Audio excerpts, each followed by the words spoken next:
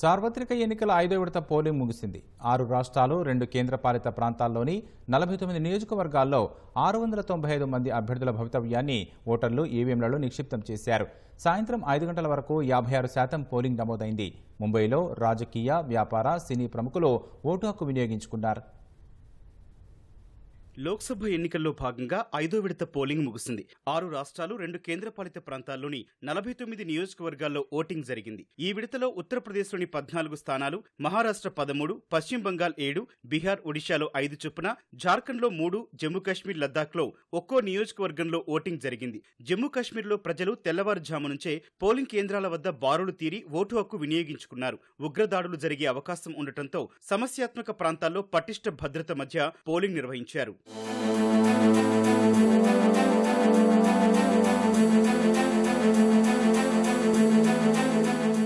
ఉత్తరప్రదేశ్లోని అమేఠీ లోక్సభ స్థానం నుంచి భాజపా అభ్యర్థిగా బరిలో ఉన్న కేంద్ర మంత్రి స్మృతి ఇరానీ గౌరీగంజ్లో ఓటు హక్కు వినియోగించుకున్నారు. మహారాష్ట్ర సీఎం ఏక్నాథ్ షిందే, శివసేన యూబీటీ వర్గం నేత ఉద్దవ్ ఠాక్రే, వ్యాపారవేత్తలు రతన్ టాటా, ముఖేష్ అంబానీ, అనిల్ అంబానీ తదితరులు కుటుంబాలతో కలిసి ముంబైలో ఓటు వేశారు. RBI governor Shaktikanta Das, hockey India chief Dilip Tirkey, cricket దిగ్గజం సచిన్ తెందూల్కర్, క్రికెటర్ అజింక్య రహానే ఓటు హక్కు వినియోగించుకున్నారు. బాలీవుడ్ ప్రముఖులు అమితాబ్ బచ్చన్, జాన్వీ కపూర్, దర్శకుడు జోయా అఖ్తర్ ఓటు హక్కు వినియోగించుకున్నారు. రకుల్ ప్రీత్ సింగ్, జాకీ బగ్నానీ, సంజయ్ దత్, మనోజ్ బాజ్పేయి, అనిల్ కపూర్, హేమమాలిని తదితరులు పోలింగ్ కేంద్రాల్లో ఓటు హక్కు వినియోగించుకుని ఓటు ఆవశ్యకతను వివరించారు.